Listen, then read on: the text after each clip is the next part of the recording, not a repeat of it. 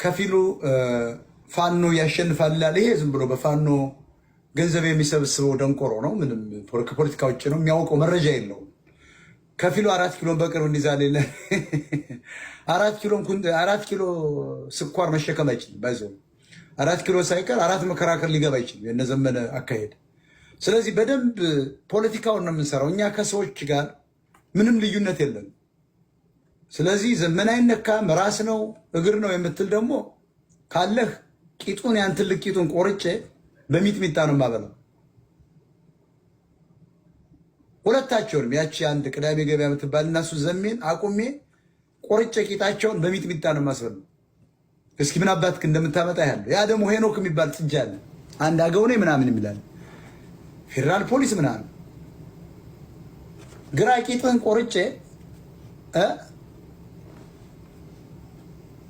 በጎጃም ሚጥሚጣ እንድጨርሰው አደረግልህ። 1 ኪሎ 2 ኪሎ ቂጥ ልቁረጥለት። ሄኖክ የሚባል ደደብ መኳንንት የሚባል ግራ መቀመጫን 4 ኪሎ የሚሆን ቆርጬ አበላሃለሁ። እንዳሹ ስጋ ቤት የራስህን ቂጥ ነው የማበላ። ፈሳ ጉራ ሙጣ ወንድሙን እገለዋለሁ። ፈሳ ሂድና ንካው እስኪ እለቅምሃለሁ። ፖለቲካ ሲሸነፍ የሞጣ ወንድም ምናምን እሱ የመንግስት ሰራተኛ ነው፣ የአካባቢ ኃላፊ ነው። ምንም ልታደርገው አትችልም እንዴ? በፖለቲካ ሲሸነፍ የሞጣ ወንድም አስፈራ የሞጣ ወንድም አስፈራምር።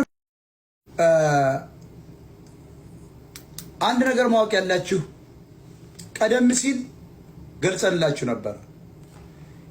መዓዛ መሐመድ እንዴት እንደመጣች፣ መስከረም አበራ እንዴት እንደመጣች፣ ገዱ አንዳርጋቸው እንዴት እንደመጣ፣ ይልቃል ጌትነት፣ ትንግርቱ ገብረ ጻዲቅ እያል መቀጠል እንችላለን።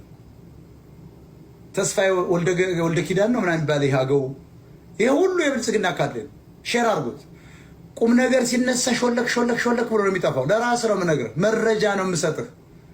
ነገ ሲሆን ታየዋለህ። እነዚህ ሰዎች ቀደም ብለን ከዛሬ 2 ዓመት በፊት ነግረናቸዋል። የሚሰማ የለም እንጂ እርቁ አሁን እየተካሄደ ነው ምናምን ትጫዋ። እኔ ቀድሜ ሳጋልጣቸው ነበር። ልደቱ አያሌው እንኳን ልቡ ሊታመም ልብህን ያፈርሳል። ሐዋስ ስለሄደችበት ከስልጣኗ ስለተባረረች ወይ ታርቃ እስከምትመጣ ወይ ደግሞ በነዘመነ ካሴ ተጭና እስከምትመጣ ነው የሚጠብቅ ብያቸው ነበር። ማን ፖለቲከኛ የምትለው ክህደቱ አያሌው እሱ ፖለቲከኛ አይደለም። ባይዞ ህዋት የሰጠውን ጭነት በመጫኛ ጭነው ኮር ላይ ወይ ደግሞ አድርገው ሳይነቃነቅ የሚያደርስበት ገበያ ላይ የሚያደርስ ነው። የፖለቲካ ጭነት ተሸካሚ ነው እንጂ ልደቱ አያሌው ፖለቲከኛ አይደለም። ሳይነቀንቅ ቅዳሜ ገበያ የሚያደርስ ነው፣ ወይ ደግሞ ረቡዕ ገበያ ወይም ደግሞ አማራና ኢትዮጵያ ህዝብ ላይ እንደዚህ እንደተሸከመ ወደ ግራ ወደ ቀኝ ሳያዳላ ሳያዛነፍ ወደ ተፈለገበት መንገድ ተጭኖ የሚላክ አህያ ነው እንጂ እሱ ፖለቲከኛ አይደለም። ሀብታሙ አያሌው እንዴት እንደመጣ ተናግሬያለሁ። ይሄን ሁሉ የሚሰማ የለም።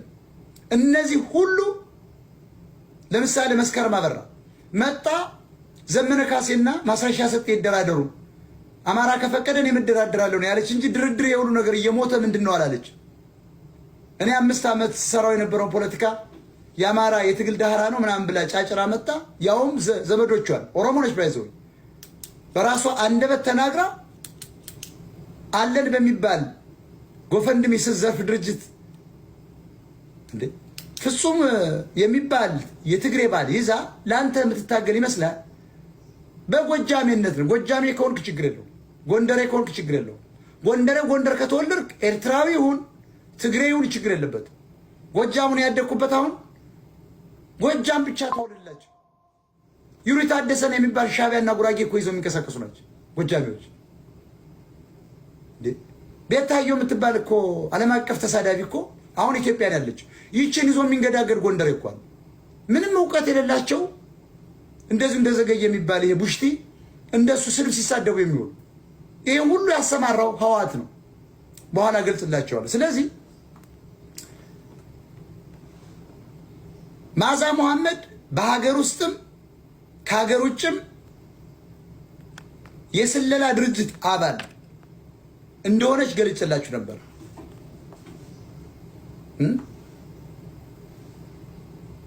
ይሄን ረሳችሁት? ትግሬ እንደሆነች እናቷ ያድዋ ሰው እንደሆነች አሁን ያሰማራቸው እነዚህ ሁሉ የምታዩቸው ህወሓት ነው ያሰማራቸው። ብዙ ጊዜ ብልጽግና ጥቂቱን ነው ያሰማራው። በብዛት እንደነ መዓዛ ይልቃና የሚባሉ እነዚህ ህወሓቶች ያሰማሯቸው ናቸው። ውሸታቸውን ነው ታጋይ የሚመስሉ። ገዱ አንዳርጋቸው የአማራን ትግል ሽጦ በትኖ ገሎ ጨፍጭፎ ዛሬ አማራ ደደብ ስለሆንክ በአሜሪካን ሀገር ቤት ገዝቶ እየኖረ ነው። ጭራሽ አትራፊ ድርጅት ክፈቱ በየቦታው በየስቴቱ እያለ ታዋቂ ሰዎችን እንደኛ አይነት ታዋቂዎችን ሁሉ ሲመለምን ነው የከረመው። እነ ይልቃል እነ መዓዛ ሱቅ ያላቸው ንግድ ያላቸው በደንብ ትምህርት ያላቸውን ሰዎች እየሄዱ ዶክተሮችን ያለው መንግስት ይሻላል፣ ብልጽግና የተሻለ ነው፣ ብንደራደር ይሻላል እያሉ ሲሰብኩ ሲመለምሉ የከረሙ ናቸው ብዬ ቀደም ሲል ተናግሬያለሁ። ይልቃል፣ ልደቱ፣ ገዱ፣ መዓዛ የአማራን ትግል የቀበሩ ናቸው። አማራው መታገል ሲጀምር የመንግስት ተቃዋሚ መስለው በእነ አብይ አህመድና በህወሓት የተላኩ ናቸው። በዲያስፖራው ውስጥ ገብተው ፖለቲካ የማያውቀውን ዲያስፖራ እያታለሉ በኮንዶሚኒየም እየገዙ የመንግስት አባል እያደረጉ ሲመለምሉ የከረሙ ናቸው። አማራን ለእርቅ ለማቅረብ የተላኩ ካድሬዎች ናቸው ብዬ ነበር። ዛሬስ ይሄው ድርድር እያደረጉ ነው ከአሜሪካ የውጭ ጉዳይ ሚኒስትር ጋር። ኢንተርናሽናል ዜና ወጥቷል። እነዚህ እነ ይልቃል ማን ወከላቸው? ገዱ አንዳርጋቸው እኮ ወንጀለኛ ነው። በአማራ መሬት እኮ ይጠየቃል እየቆረሰ የሰጠው በባህር ዳር እንደነ ትንግርቱ ያለ እነዚህ ብልጽግና የላካቸው ናቸው። ገዱ እነ ትንግርቱ ብልጽግና፣ እነ ይልቃል እነ ልደቱ እነ መዓዛ ህወሓቶች የላኳቸው ናቸው። ይሄን ስንናገር እንኳን ሌላ ሀብታሙ አያሌው ህወሓት እንደላከው ስንቶቻችሁ ታውቃላችሁ? አታውቁ። ከካዲስኮ ሆስፒታል በቀጥታ ነበር። እነዚህ ሁሉ የሚያሳፍረው ደግሞ በኢትዮጵያ አየር መንገድ ነው የወጡ። እንደውም መዓዛ መሐመድ እዚህ መጣ በአማራ ሰቆቃ በአማራ ልጆች ሽልማት ካገኘች በኋላ በአንቶኒ ብሊንከን አንድ ተራ የቲቲአይ መምር ነበረች ነው።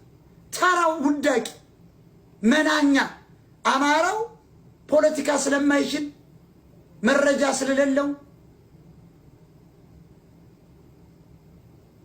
እነ መዓዛ እኮ እነ ተስፋ የሚባል እኮ በግልጽ በአገው በኩልና በትግሬ በኩል የሚሰሩ ናቸው። አሁንም በአሜሪካን ሀገር ተቀምጠው ስብሰባ እየሰበሰቡ እያደራጁ ድርጅት እየፈጠረ ገዱ አንዳርጋቸው ከአሜሪካ የውጭ ጉዳይ ሚኒስትር ጋር ስለ ኢትዮጵያና ስለ አማራ ሕዝብ ቀጣይ ዕጣ ፈንታ እነ ይልቃል ሳይቀሩ እነ ልደቱ እነ ገዱ እነ መዓዛ ወዘተ እየተወያዩ ናቸው እርቅ ለማምጣት። እነዚህ ሰዎች በመንግስትና በህወሓት የተላኩ ናቸው ብያችሁ ነበር። በብልጽግና የተላኩ ናቸው ብያችሁ ነበር። ደግሞ ሁልጊዜ የውጭ ኃይሎች አሜሪካኖች፣ አውሮፓኖች የሚፈልጉት ማን ነው? ባንዳዎችን ነው። ከትግሬ የወጣውን ከኦሮሞ የወጣውን ባንዳ ነው። ጀርመን፣ እንግሊዝ፣ አሜሪካ እነዚህ የሚፈልጉት እነዚህ አሁን የባንዳ ልጆች ናቸው። በየዘመኑ ባንዳ ይነሳል። ከፋኖ መሪዎችስ እነ ዘመነ ካሴ እነ አስረስ ማረዳምጥ እነ ምሬ ወዳጆ ጎንደር ውስጥም አሉ። ህወሓት ናፋቂ ናቸው። ህወሓትን ተቀብለው ወደ 4 ኪሎ እንሄዳለን ብለው የሚያስቡ ክልሉን ሙሉ በሙሉ በብልጽግና ያስወረው ብልጽግናም ጋር ይሰራሉ። ነገር እርቅ ቢመጣ የአማራ መሪ ከሆኑ ከኦሮሞች ጋር እንጣላለን ብለው ስላሰቡ አማራን የጨፈጨፈውን የኦሮሞን ጦር የገበሬውን እንጀራ እያስጋገሩ የሚቀልቡ እነ ዘመነ ካሴ ይባላሉ። ዘመነ ካሴ ያንተ ታጋይ ሊሆን አይችልም። ይሄን ስለምናጋልጥ ነው ሞጣን የሆነ ነገር እናረጋዋለን ብለው ቀርጸው በዲቃላ ትግሬ እያስለቀቁ እንገለው ነበር እያሉ የሆነ ነገር ይዘናል አቁም የሚሉት ለዚህ ነው። መልቀቅ ትችላለህ። ለምን ፎቶሾፕ አሰርተህ ለምን ኤአይ ቴክኖሎጂ ላይ አሰርተህ በ1 ሚሊዮን ዶላር ለምን ሴት ጋር ተኝታ አታመጣም? እንደውም አንድ ሴት ለምን ያንሳል ነው የምልህ። ስለማታውቀኝ ነው። በሞራል ላይ ነው የምጫወትብህ። እኔን መጣል አይቻልም። ዘመነ ካሴ ደብል ኤጀንት ነው፣ ብታምኑም ባታምኑ። የህወሓትን የብልጽግና እሑድ ቀን የተፈታ ነው አይደል? እስረኛ እሑድ ቀን ይፈታል። 1 ሚሊዮን ጦር አዘጋጅቻለሁ እያለ በሚዲያ ተዘግቦ እሱንም ቁቆም ወዘ ማረሚያ ቤት ገንዘብ እየሰበሰበ ወጥቶ ደግሞ ሚስቱ ቁጭ ብላ ተሰበሰበው እንዴት እንደሚጫወቱባችሁ ተመልከቱ። አማራ አልነቃም። አሁን ለምሳሌ እነ ዘመነ ካሴ በታቦት ላይ አሁን ዘመነ ካሴ ይባላል። እውነት መሰላችሁ? ለእያንዳንዱ 10 ለ15 ለ20 ሰው ገንዘብ ይረጫል። በጣም የዲያስፖራ ገንዘብ አላቸው። ገንዘብ ይረጩና ስሙ እንዲነሳ የተወሰኑ ወጣቶች እንዲያነሱት ይደረጋል። ለምሳሌ 5 ሰው ዘመነ ካሴ በሉ ይላል። የአማራ ወጣት ደግሞ ከፖለቲካ ጽንሰ ሐሳብ ውጭ ስለሆነ መማርም አልቻለ። እንኳን ፖለቲካ ላይ እንኳን የሴራ ፖለቲካ ሊገባው የሚለብሰው ጫማ የሚለብሰው ሱሪ የለው። በድህነት ጥለውታል። ምን ይባላል? አንዱ ይነሳና ዘመነ ካሴ ሲል ደደብ የአማራ ወጣት ዘመነ ካሴ ይላል። ዘመነ ካሴ ግን የአማራ ሕዝብ ቀንደኛ ጠላት ነው። ተደራዳሪ ነው። ከህዋት ጋር እየሰራ ነው። ህዋትን ተሸክሞ ለመምጣት እንደነ ተፈራ ማሞ፣ አሁንም ተፈራ ማሞ የሚባል በድጋሜ ደግሞ መጥቶ ኢህዴንን ተሸክሞ መጥቶ ከነደመቀ ዘውዱ ጋር አሁን ደግሞ ሸዋ ጋር ገብቶ ፋኖ ኤርትራ ይሰለጥናል እያለ የማታለያ የፈራረሰች ሀገር ከዛሬ 100 ዓመት በፊት የተሰራ ህንፃ ኤክስፓየር አድርጎ ሲሚንቶ ፈራርሷል። ወደብ የዘጋች ህዋትን የፈጠረች ኦነግን የፈጠረች አማራ ወደ ስልጣን ይመጣል ብላ አማራ ወደ ስልጣን ሲመጣ የኤርትራ ሀገርነት ስለሚሰረዝ የኢትዮጵያ ህዝብ ቦርደር ስለሚከፈት አማራ ወደ ስልጣን እንዲመጣ ኤርትራውያኖች አይፈልጉም። እኔ ስለ ብርጌድ ንሓመዶም ተናግሬያለሁ። ጸጉሩን እንደ ሹሩባ ተሰርቶ ኢሳያስ አፈወርቂ የላካቸው ናቸው። ህዋትና ሻዕቢያ አንድ ናቸው ብዬ ነበር። አሁን በራሳቸው ወጥተው ተበታተኑ። አብይ አህመድም እያሳደደ እየነፋው እኔ ስናገር ትቃወማለህ፣ ሲደርስ ደግሞ ሞጣ ብሎ ነበር ትላለህ። ወራዳ ናቸው። ዛሬም ስለነዘመነ ደጋግሜ እናገራለሁ። እርቅ ላይ ናቸው።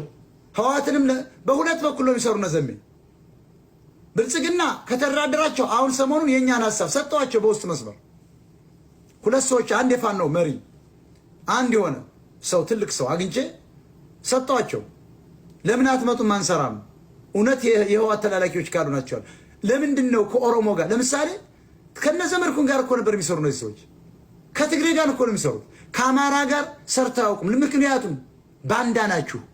ዘመነም አስረስም ማርሸትም ሌሎችም ምሬም ሌላ ጎንደር ውስጥ ያላችሁ ባንዳዎች ናችሁ። የምትሰሩት እንደ አንከር ሚዲያ ያለ ኦሮሞ የወለጋ ኦሮሞ እንደ ዘመድኩን በቀለ ያለ የቆቶ ኦሮሞ እና ሻዕቢያ ነው ባይዞ የትግሬ ናት እናቱ። የምትሰሩት እንደ ግርማ ካሴ ያለ መረጃ ቲቪ ኦሮሞ የምትሰሩት ከትግሬ አክቲቪስቶች ጋር። አማራስ በፍጹም እነ ዘመነ ካሴ አይፈልጉም። ባንዳ ስለሆናችሁ ነው። ይሄን አስረግጬ ስለተናገር እነ ሙሉጌታ አንበርበር በቀጥታ ጠቅላላ ብአዴኖች ናቸው። ብታምኑም ባታምኑ ገዱ አንዳርጋቸው የሚመራቸው ናቸው። ገዱ $5000 ዶክትሬት ዲግሪ ገዝቶ መጥቶ እዚህ ተቀምጧል። ቤት ገዝቶ ትግሬዎች ቢሆኑ ኦሮሞዎች ቢሆኑ ይሄን ሁሉ ወንጀል ፈጽሞባቸው አሳደው ይገሉት ነበር። አሳደው ፒቲሽን ፈርሞ ያሳስሩት ነበር። ቡና እንዳይጠጣ ያደረጉት ነበር። ላቃ እያለው እኮ እዚህ ከተማ ነው ያለው። ገዱ አንዳርጋቸው እኮ እዚህ ነው። እነዚህ ሰዎች እኮ ከፍተኛ ቀንደኛ አማራ ህዝብ ጠላት ናቸው። ማነካቸው? ጭራሽ ስራቸውን እየሰሩ ነው። እነ ማዛ መሐመድ እኮ ፋኖ በትግራይ ህዝብ ላይ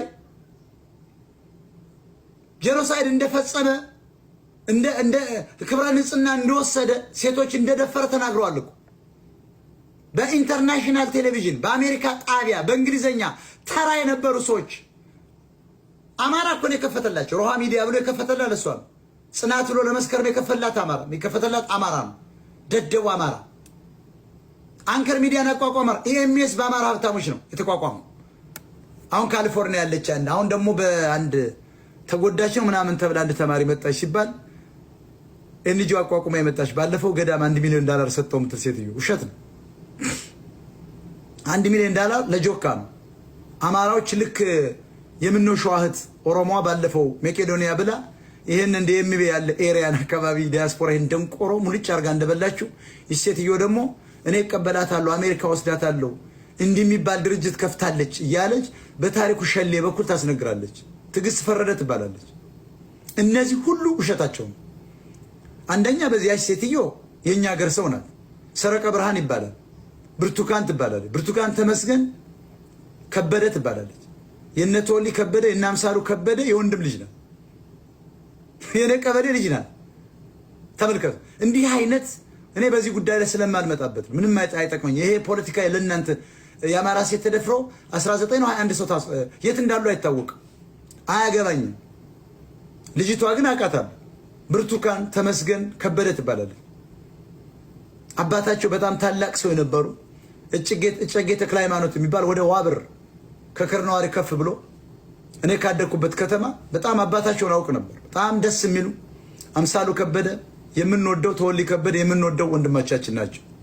በጣም የተከበረ ቤተሰብ የነበራቸው የሚፈሩ ጥሩ የሆኑ ምርጥ አማራ ማለት መለያው የነሱ ቤተሰቦች ነው። አማራ ናቸው። አባታቸው ደስ የሚሉ መሳሪያ ሲይዙ ራሱ የነ ተወልደ ከበደ የነ አምሳሉ ከበደ የከበደ እንግዳ የልጅ ልጅ ናት። ይሄ ነው አማራ። ያቺ ሴትዮዋን ይዛ እመጣለሁ እያለች ነው ትግስት ፈረደ። እውነት ለአማራ አስበሽ ነው? ለአማራ ብታስቢማ ትግሬ ለሚከፍተው አማራን ዲያስፖራ ለማዘረፍ አብረሽ ቁጭ ብለሽ $1 ሚሊዮን ሰጠው እያልሽ ባላስወራሽ ነበር። አጀንዳ ነው። በየዘመኑ ለስልጣንና ለጥቅም የሚነሱ ግለሰቦች የአማራንና የኢትዮጵያን ሕዝብ ትግል ሲነጥቁ ሲጠልፉ ነበር ነው የምላቸው። እነ ዘመነ ካሴ እነ ተፈራ ማሞ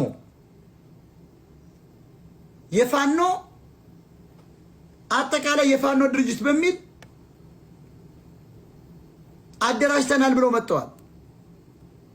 ተፈራ ማሞ ትናንትና ሄዲ ሆኖ የህዋት አምላኪ ኮቸሮ ተሸክሞ የመጣ ሰውዬ አሁን ደግሞ የፋኖን ትግል ሊጠልፍ ሸዋ ውስጥ ገብቷል። አንድ ጋዜጠኛ ነው በሚል በኔ ቤት የታወቀ የብልጽግና ጋዜጠኛ ሲክበው ይውላል። መረጃ ቲቪ ደግሞ ሄዷል። ተመልከቱ። እኛ 26 ዓመት የታገል የአማራ ልጆች ተቀምጠን ሞገሴ ሽፈራው የተባለ አገው መረጃ ቲቪ ላይ ወጥቷል። እግዚአብሔር ያሳያችሁ። የአማራ ሀብታሞች የአማራ የፋኖ መሪነን የሚሉ ሌቦች ይሄንን ይሰራሉ።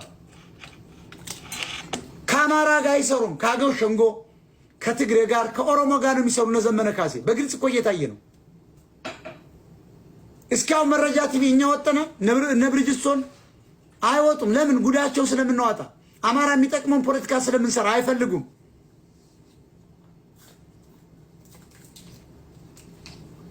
እኔ ሚስጥር ሰጠዋቸው። ከየክፍለ ሀገሩ አራት ፋኖች ምረጡ። ከዚያ የራሳቸው የጋራ ኮሚቴ አዋቅሩና ፋኖ ዘመነ ከሌ ሳትሉ ህዝቡ ስለሚረበሽ ጎንደሬው ዘመነ አይምጣ ይላል፣ ያኛው እከሌ አይምጣ ይላል።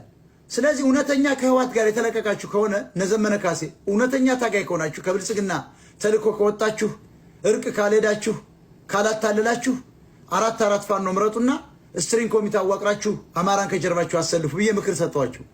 ያችን ምክር ይዘው ሂደው ግን እነ ተፈራ ማሞ እነሱ ምን አረጉ? እነገዱ አራት የፋኖ መሪዎች መረጡና እነዘመነ ካሴ መጡላችሁ። ለምን? ለርቅ። ይሄን ነገር ስናገረው ላይቭ ላይ ሰምታችኋል። አይዲያውን ከኛ ሰረቁ፣ ከኛ ሰሙ፣ በስልክ ነገርኳቸው፣ ሄዱ። ከዚህ በላይ ባንዳነት አለ? ከዚህ በላይ ህዋት ናፋቂነት አለ? ከዚህ በላይ ኦሮሞን እየቀለቡ መሸኘት አለ? ዛሬ ደግሞ ለርቅ መጥተዋል፣ እየተደራደሩ ናቸው። እኛ ግን የአማራ መዳኛ የሆነ እቅድ ነግረናቸው አማራ መስለውን ስትራቴጂ ነድፈን ይሄን ነው ማድረግ ያለብን ብለን ዲፕሊን ወይ ብለን ስንነግራቸው ጨረፍታውን ይዘው ሄዱና አቋቋሙ። ለራሳቸው ወስደው ከየክፍለ ሀገሩ አራት የፋኖ ተወካይ መርጠው በኮሚቴ አዋቅረው መጣውላቸዋል። እኛ ግን ልንገራችሁ ዘመነ ካሴ ልንገራ እና አስረስ ማረዳንቴ ሌሎቻችሁ ምሬ ሌሎቻችሁ ጎንደር ውስጥ ያለ ኮልኮሌ ጠቅላላ የአማራ ልጆች እኛን ታያላችሁ። በረቀቀ የፖለቲካ ስልት፣ በረቀቀ የፖለቲካ ስትራቴጂ፣ በረቀቀ የአማራ መዋቅር አማራ ህዝብን ወደ ስልጣን ልናመጣው ቃል እገባላችኋለሁ። ማይክ የሚለው ብሎክ አድርጉ። የደንቆሮ ልጅ ውጣ ከዚህ ብሎክ አድርጉት። ተቃዋሚ ውስጥ ካለ በብሎክ ሸኙት። እኔ ፖለቲከኛ ነኝ። ስለዘመነ ልሸከምልህ አልችልም። አስረስ ልሸከምልህ፣ ምሬ ልሸከምልህ አልችልም። እኔ የአማራ ህዝብ ታጋይ ነኝ። የታባትክም አታጠፋኝም። እለጠልጥልሃለሁ። ምንም አታመጣ። አጋልጣለሁ። ገና ወንጀላችሁን የነዘመነ ካሴ ይቀጥላል። እነ ዳኘን የምልኩ ዳኘ ደግሞ ያን እየላክ አይደል አጋሜ እኛን ለማጥፋት ቪዲዮ ትለቁ የለ። ምንም የተገኘ ነገር እኮ የለም። የተኛ ሰው አንስተሃል፣ አፌን በምናምን ቴክኖሎጂ አስፍታ አምጥተሃል። ምንም እኔ አፍ እኮ የሚታይ ነው። የሚያስጠላ ከንፈር ያለ መሰለህ? የሚያስጠላ ጥርስ ያለ መሰለህ? እኔ እኮ ቆንጆ ነኝ። ምንም እንኳን ያ አበላሸው ተኝቼ ነው የወሰድከው። ምንም ያረከው ነገር የለም። ምናልባት መድኃኒት ጨምረህብኝ ሆነ። ቆሻሻ ዳኛው ዓለም ትባል ቆሻሻ ከአማራው ከኔ የትግሬ ዲቃላ በልጦብህ ቆሻሻ። አማራን ወደ ስልጣን ለማምጣት እንሰራለን ታያላችሁ። በምጽአት አማራ ዓለም አቀፍ ንቅናቄ በኩል ጥሪ ተደርጎላቸዋል። ገንዘብ ይፈልጋሉ። እውነተኛ አማራ ከሆናችሁ 4 ኪሎ ለመያዝ ከኛ ጋር ስሩ። የፋኖ ትግል የሞተ ነው፣ የወደቀ ነው። ለድርድር እየመጡ ነው። መቼውንም አባይን አይሻገርም ብዬ ነበር። እነ ዘመነ ካሴ ምን አሉ? 100 ተራሮች ብለው መጡ። ስመታቸው ወጣና ዝናቡ አስተባበለ። 1 ሰባራ ክላሽና 2 ቦምብ ማርከናል። ይቀጥላል። ምናልባት 100 ተራሮች ያለው ትንሽ ሊራዘም ይችላል አለ። ዛሬ 100 ተራሮች የት ሄደ ብሎ የሚጠይቅ አማራ የለም። እስኪ አንድ ሰው ለ10 ሰው ሼር አድርግ። ኮፕሊንክ ደግሞ የፕሮፋይል ላይ ሄዳችሁ ነው። እውነተኛው እሱ ነው። ሚዲያችን እንዳይዘጋ ከፈለጋችሁ ፕሮፋይል እንኩ፣ ቀስታ ለሼር የሚል ከዚያስ ኮፕሊንክ የሚል አለ። የዘመነ ካሴ ደጋፊ ሊንጨረጨር ይችላል። ወጣ መሄድ ብቻ ነው። የምሬ ወዳጆ በአንቀልባ ልታዝለው ትችላለህ። እንደውም እኮ እሱ ላስታውስ፣ ሁለቱም ባንዳ መሆናቸውን የምታውቅ እኛ ካሸነፍን ብልጽግናም በኋላ ወደ ግብርናችን ነው የምንሄድ ያለ ምሬ ነው። ረሳው? ደንቆሮ ስለሆንክ ነው። እኔ ዴይ ቱ ዴይ የአማራና የኢትዮጵያን ፖለቲካ እከታተላለሁ። ዴይ ቱ ዴይ 26 ዓመት ታገያለሁ። ዘመነ ካሴ 2 ዓመት ታጋይ ነው። የታገለው ሳይሆን ሊሰልል ሄደው የአማራ ልጆች ነው። ግንቦት 7 ሐቁ ይሄ ነው። እናውጣው ከተባለ ገና በሰነድ አመጣላችኋለሁ። ከደህንነት መስሪያ ቤት ላመጣው ይችላል። አንሸከማቸው እነዚህ ሰዎች። ደንቆሮ ጎጃሜ፣ ደንቆሮ አማራ፣ ደንቆሮ ወሎዬ ይሸከሙ። አብን ስትሸከም ነበር። ሲያድን ዘመነ ካሴ እናየዋለን። እሱማ እያስጨፈጨፈ እኮ ነው። ጦርነቱ ከክልሉ እንዳይወጣ ካድሬነቱን ተጠቅሞ ዳብል ኤጀንት ስለሆነ ክልሉ ወደመ። አማራ ተመታ፣ መምህራን ተገደሉ፣ ተማሪዎች ተገደሉ፣ የመምሪያ ኃላፊዎች ተገደሉ፣ ህፃናት ተረሸኑ፣ በድሮን አለቅ። 2 ዓመት ሙሉ የተሳሳተ የትግሬዎችን ስትራቴጂ ተቀብሎ ዘመነ ካሴ ምሬም ሌሎችም የጎንደር ፋኖች፣ የሸዋ ፋኖች የትግሬና የብልጽግናን ተልእኮ ይዘው ለራሳቸው ስልጣንና ሀብት ማከማቻ ወደ 4 ኪሎ የተለየ ኃይል አዘጋጅተው መግባት ሲችሉ ትግሬዎች 1760 ስናይፐር የያዘ ጦር 4 ኪሎ መንግስትን ለመጣል ሲያስገቡ እኛ ግን ስንጠይቃቸው እምቢ አሉ። አሁንም የሸዋ ፋኖ መጠናከር አለበት። የጎንደር የጎጃም የምትለው አዲስ አበባ ለመግባት 700 ኪሎ ሜትር ያስፈልጋል። የምሬ ወዳጆ የምትለው 800 ኪሎ ሜትር ሊፈጅ ይችላል። የሚያስፈልገን ዛሬ 25 ኪሎ ሜትር ላይ ከአዲስ አበባ ከዋና ከተማችን ላይ ያለው የሸዋ ፋኖ ነው። ይሄን ሁላ እኮ የማይገነዘብ ደንቆሮ ጎጃሜ፣ ደንቆሮ ወሎዬ፣ ደንቆሮ ጎንደሬ፣ ደንቆሮ ሸዋዬን ሊቃወም ይመጣል። እኔ እውነታን ነው የምናገረው። ለማንም አልተኛም። ገና የነሱ ወንጀል እየዘረዘርኩ እመጣለሁ። አስረግጬ የምነግራችሁ እበትናቸዋለሁ። እየተበተኑ ነው። ይሄ ሶሻል ሚዲያ ጋጋታ በትኘዋለሁ። ምንም የሚያመጣው ነገር የለም። ይሄ ሁሉ ህዋት ያሰማራው መሆኑን በኋላ እነግራቸዋለሁ። ሚስጥሩን እነግራቸዋለሁ። አሁን እዚህ ሶሻል ሚዲያ ላይ ስድቡ ምኑ አማራዎች አይደሉም፣ ህዋት ያዘጋጃቸው ናቸው። የአማራ ሰው ተናጋሪ፣ የአማራ ፖለቲከኛ ተናጋሪ፣ ለአማራ የሚቆረቆር ሰው እንዳይኖር የማጥፋት ዘመቻ ነው። ይሄን ደግሞ ያደረጉት እንደ እውነቱ ከሆነ ብልጽግናዎች በጥቂት ነው። ህዋቶች ናቸው፣ ወንጀለኞች ናቸው። ብልጽግና ገዳይ ነው። ከብልጽግና ጋር እንደራደራለሁ የሚል ፋኖ አንገቱን እንቆርጠዋለን።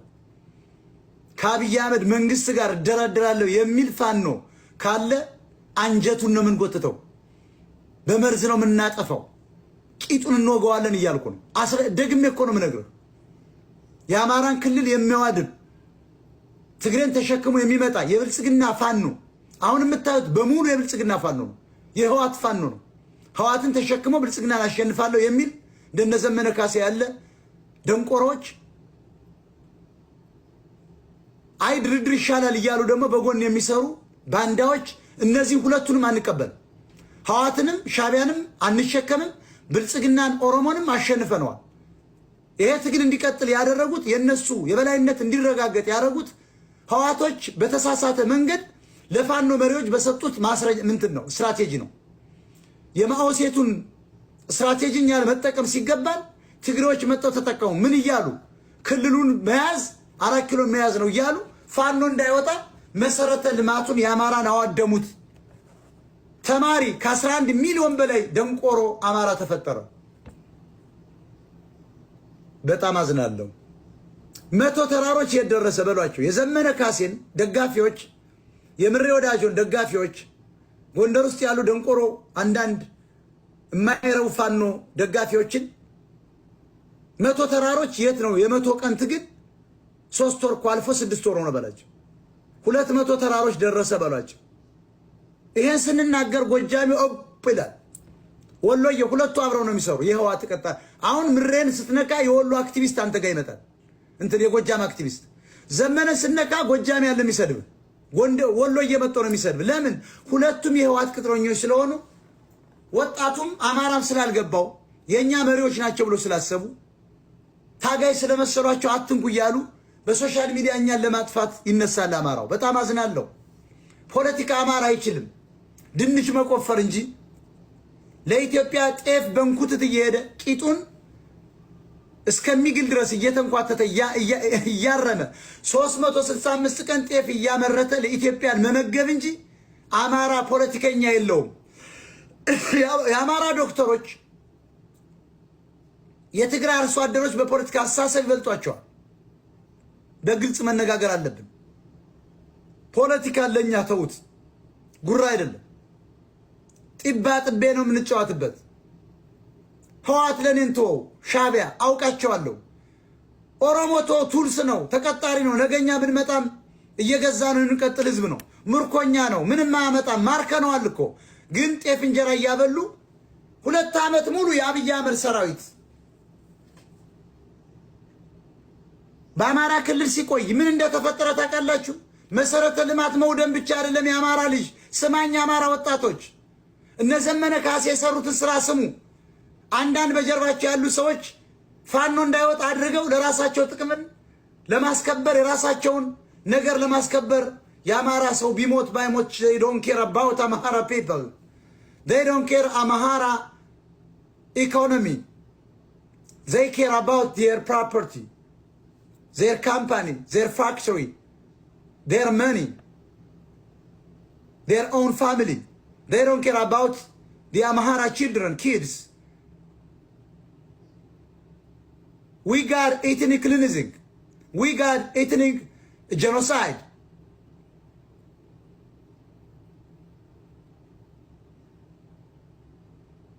ሁለት ነጥብ 2 ሚሊዮን ዲስፕሌስድ የሆነ አማራ ኤትኒክ ክሊንዝ ተደርጎ ተገሎ የተረፈው ደብረ ብርሃን፣ ጎንደር፣ አፋር፣ አዲስ አበባ፣ ኦሮሚያ ክልል ወድቋል።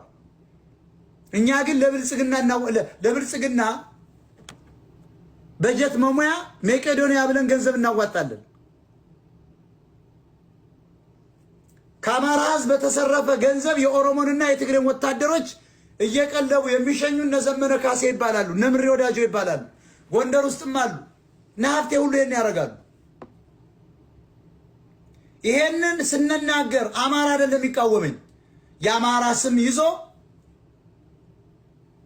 ትግሬዎች ጎንደር ያደጉ፣ ጎጃም ያደጉ፣ ወሎ ያደጉ፣ ሸዋ ያደጉ ትግሬዎች ናቸው እየተቃወሙኛሉ። አክቲቪስቶች በሙሉ ከዮዳብ ጀምሮ ብታያቸው ግማሻቸው ትግሬ ወይም ደግሞ ሙሉ ትግሬ ናቸው። ይሄ እነዚህ ደግሞ ህወሓትን ያሰማራቸው የሶሻል ሚዲያውን የበላይነት ለመቆጣጠር ትግሬዎች በገንዘብ ያሰማሯቸው ውዳቂዎች ናቸው። ለዚህ ነው እኔን ተረባርበው ለመጣል መጡ፣ አልቻሉም። ለዚህ ነው 100 ተራሮች የደረሰ ብላችሁ እነ ዘመነ ካሴ ጠይቋቸው። ዘመቻ አንድነት ምንድነው በሏቸው። ከ100 ተራሮች ወደ ዘመቻ አንድነት የገቡበት ምክንያት ምንድነው ብላችሁ ጠይቋቸው። ዘመቻ አንድነትስ ምን ማለት ነው በሏቸው። ዘመቻ አንድነት ማለት ትግሬዎችን ተሸክመው ወደ 4 ኪሎ እነ ዘመነ እነ ምሬ ጎንደር ውስጥ ያሉ ሰዎች ስልጣን ለመያዝ የሚሰሩበት የሚያኮበኩቡበት ማለት ነው። 100 ተራሮችስ በ100 ቀን ክልሉን ይዘን 4 ኪሎን ይዘን ስልጣን እንይዛለን የሚል ነው። ግን 100 ተራሮች ወደ 1000 ተራራ ከፍ እያለ ነው። ይሄን እኮ የአማራ ህዝብ አይጠይቅም። ዛሬ ዲያስፖራው ገንዘብ አቁሟል፣ ሰልችቶታል። ትግሉሉ የውሸት እንደነበር እነሱ ኢምፓየር ገነቡ። በዱባይ ላይ ትልልቅ ክለቦች ከፈቱ። አፍሪካ ሀገር ትላልቅ ምግብ ቤቶች፣ አሜሪካ ትላልቅ የትራክ ካምፓኒዎች ከፈቱ። የፋኖ መሪዎች ሴኖትራክ አላቸው፣ ቱርቦ አላቸው፣ ኤፍኤስአር አላቸው። በየከተማው የ60 እና የ100 ሚሊዮን ብር የሚያወጣ ቪላ ቤት ሰርተዋል። ከዲያስፖራው በተዘረፈ፣ ከአማራ ቢሊዮነሮች በተዘረፈ፣ ከአማራ ህዝብ በተዘረፈ እነዚህ ናቸው እኮ አሁን እየመሩን ያሉት። ይህን ስናጋልጥ ነው የቂጥ ፖለቲካ፣ የምስ ፖለቲካ፣ የቆለጥ ፖለቲካ ያመጡ። የምስ ፖለቲካውን አማራ ውስጥ ብቻ ነው ያለው። ትግሬ ጋር ብትሄዱ የምስ የቂጥ ፖለቲካ የለም። ኦሮሞ ውስጥ ብትሄዱ የምስ ፖለቲካ የለም። ትልቅ መቀመጫ እየተከተሉ ቪዲዮ ቀርጸው ለህዝብ ማቅረብ 9 ወር ሁሉ አስቀምጠው እኛን ወስደው ጋብዘውን ሸኙት ብለው እንደገና ከኋላ መጥተው እነዳኘ ባሰማሯቸው እነዳኘ ቅጥረኛው ባንዳ ባዘጋጀው ዘገየ በተባለ ትግሬ ያን ያረጉ ነበር። ስንተኛ አምነናቸው በመኪና እየሄድን ተጠግተው የሌላ መኪና በራይት በኩል ብሬክሲዝ ነው የምታዩት።